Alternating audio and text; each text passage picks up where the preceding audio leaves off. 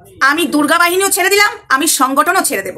হ্যাঁ, আমি দুর্গা বাহিনী ছেড়ে দিয়েছি এবং ছেড়েও দিলাম সো কল দুর্গা বাহিনী, এবং সংগঠনও ছেড়ে দেব। কিন্তু কথাটা সত্যি হতে হবে, সলিড প্রমাণ দিতে হবে, তবেই কিন্তু, না হলে মুখের কথা নয়।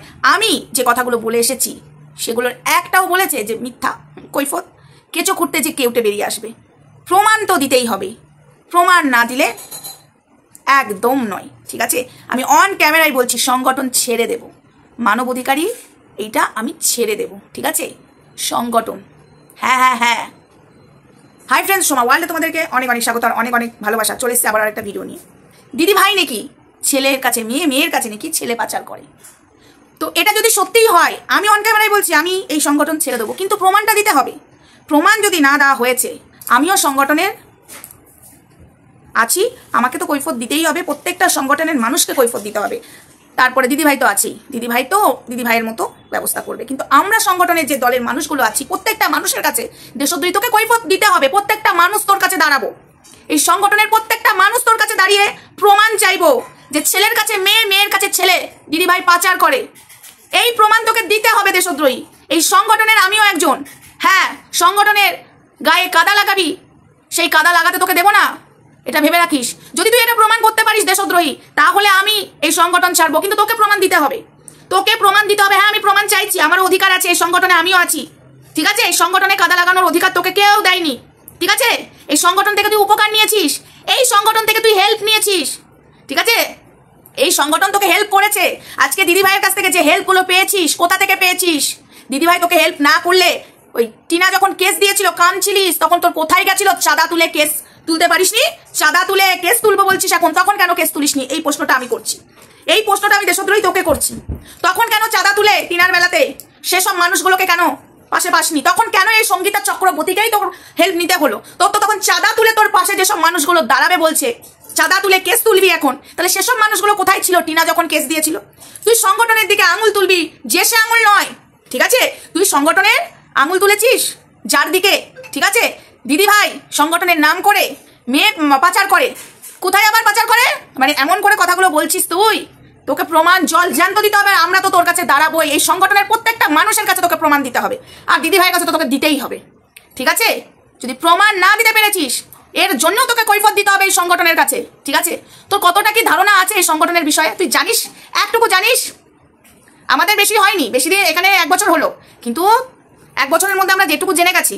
বন্ধুরা সবাই শুনে রাখো, এই সংগঠনে অসহায় মানুষের পাশে দাঁড়ানো হয়, সংগঠনের অসহায় মানুষের পাশে এই দিদিভাই দাঁড়ায়, এবং আমরাও কিন্তু তার সাথে কাজ করি। ঠিক আছে, আমার এরিয়াতে আমি কি কাজ করি তোমরা জানো। আমি অবশ্যই এখানে বলতে বসিনি, নিজের বাজনা নিজে ফাটাবো না। ঠিক আছে, আর দিদিভাই কি করে, যাদের যাদের করেছে, আজকে এই দেশদ্রোহী বেইমানি করছে, আজকে এর উপকারটা কে করেছিল? এই চাঁদা তুলে ওর সো কল ভিউয়ার্সরা করেছিল, ক্রিমিনাল ভিউয়ার্সরা করেছিল। চাঁদা তুলে টিনার কেসটা তুলে দিয়েছিল, তখন কোথায় ছিল ওর সো কল ভিউয়ার্সগুলো? সো কল ভিউয়ার্সগুলো কোথায় ছিল? তখন কেন সঙ্গীতা চক্রবর্তীর হেল্প নিতে হলো?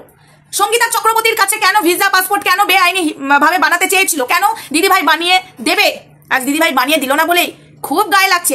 এই সো কল ভিউয়ার্সগুলো কোথায় ছিল তখন? আজকে তোর এত তোর স্বামীর কাগজপত্র দেখাচ্ছিস, তোর দেখা আধার কার্ডটা সবকিছু তোর দেখা অরিজিনাল। তুই যে এই দেশের নস, তুই নিজের মুখে তুই বলে দিয়েছিস। ঠিক আছে, তুই এখানকার নস, তোর নাকি কোনো কিছু জালিয়াতি করা হয়নি। তাহলে জালিয়াতি ভাবে পাসপোর্ট ভিসা কেন করতে চেয়েছিলিস? জালিয়াতি ভাবে পাসপোর্ট ভিসা কেন করতে চেয়েছিলিস? যার Aadhaar card, voter card, PAN card ঠিক থাকবে, হ্যাঁ, যার বার্থ সার্টিফিকেট সবকিছু ঠিক থাকবে, তাকে কেন এবার জালিয়াতি করে পাসপোর্ট ভিসা করতে হবে অন্য দেশে যাওয়ার জন্য?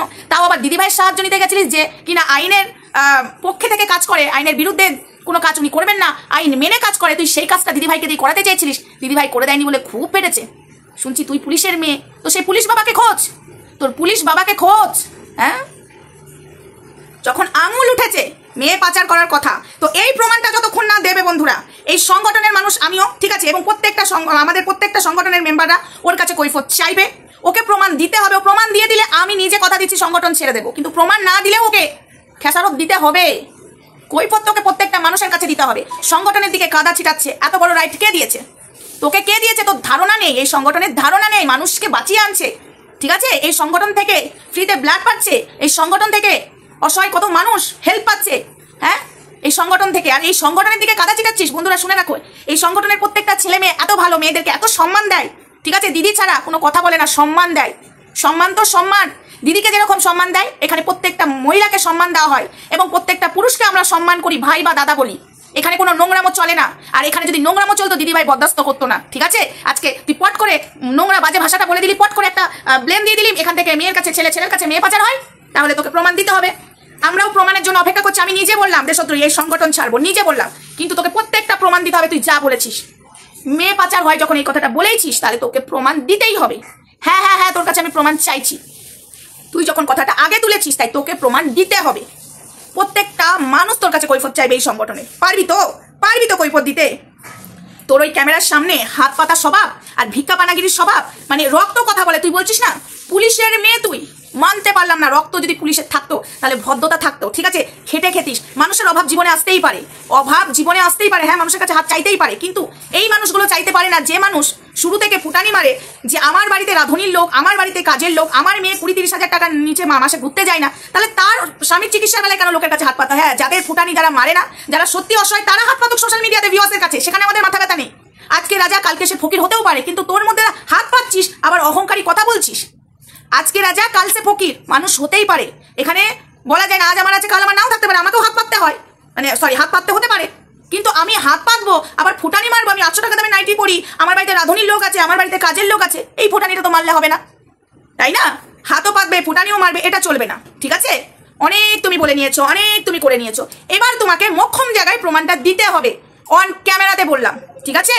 সংগঠনের গায়ে তুমি কাদা লাগাবে আর তোমায় দেবো ছেড়ে, এটা তুমি ভুল করলে, ভুল কথা তুমি বলে ফেললে, ঠিক আছে? ভুল জায়গায় ভুল পা দিয়ে দিলে। পারলে তুমি এবার প্রমাণটা তৈরি করো, না হলে কিন্তু বিপদে পড়বে, ঠিক আছে? প্রত্যেকটা সংগঠনের মেম্বার তোমার কাছে কৈফত চাইবে, সেই কৈফত তোমাকে দিতে হবে। হ্যাঁ হ্যাঁ, দিতে হবে। তো যাই হোক বন্ধুরা, ভিডিওটা আপাতত এটুকুই। নেক্সট ভিডিওতে দেখা হচ্ছে, ততক্ষণ সঙ্গে থেকো, ভালো থেকো, সুস্থ থেকো। Love you all.